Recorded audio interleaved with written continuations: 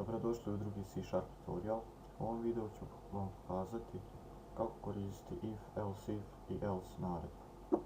Dakle, idemo na File, New Project, C# and Forms Applications. Stavit ćemo uslov if.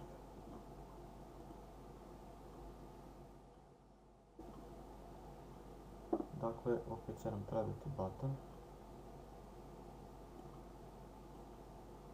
Stavit ćemo tu negdje. I treba će nam checkbox. Ovdje ćemo promijeniti tekst checkboxa u uslov.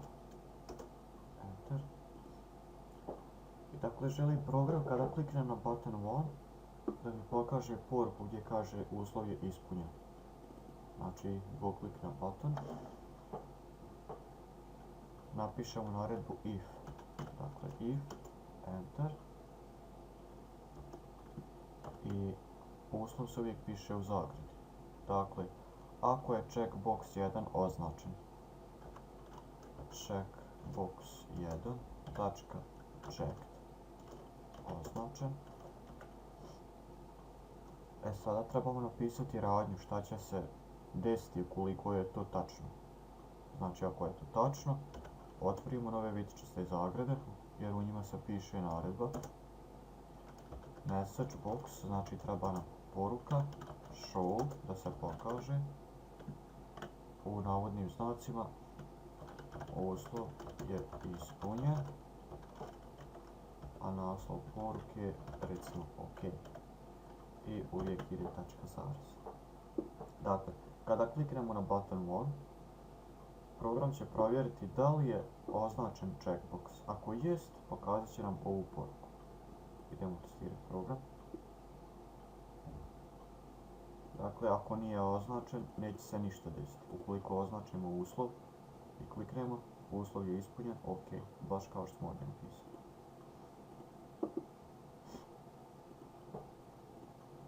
A ukoliko nije označen, šta će onda reći?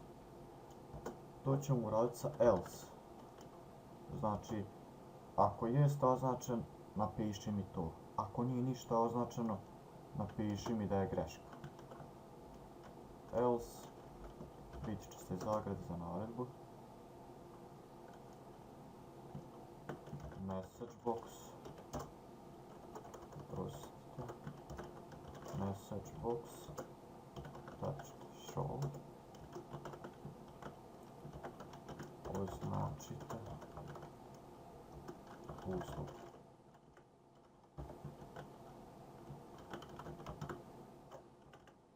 Tačka zarez. Pokrenut ćemo.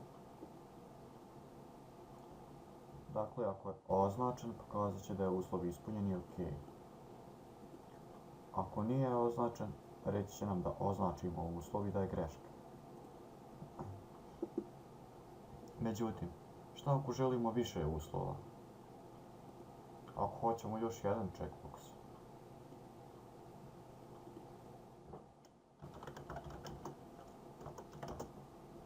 Ako imamo dva uslova, šta onda?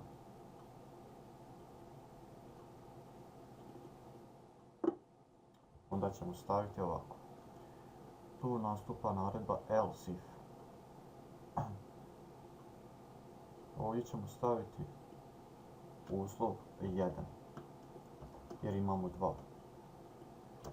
I ovdje između if i else if stavit ćemo novi, znači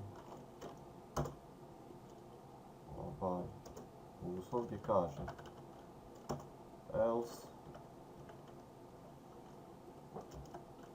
if checkbox 2, znači označiti checkbox 2, a ne 1, jer smo 1 već iskoristili.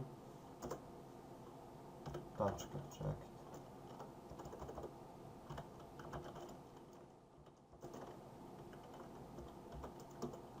Message box dot show. Uslov 2 je ispunjen.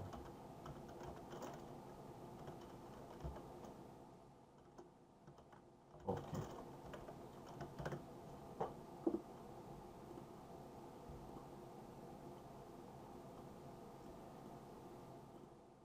Dakle, ako označimo prvi uslov, reći će nam da je uslov 1 ispunjen. Ako označimo drugi uslov, pokazat će nam da je uslov 2 ispunjen. Ako ne označimo nijedan, reći će nam da označimo uslov. To bi bilo to za današnji tutorial. U sljedećem tutorialu ćemo raditi detaljnije, znači sa else if naredbama. Znači šta će biti ukoliko označimo oba uslova i te slučajeve. I radit ćemo switch naredbu koja je jako slična if naredbi. Do idućeg puta.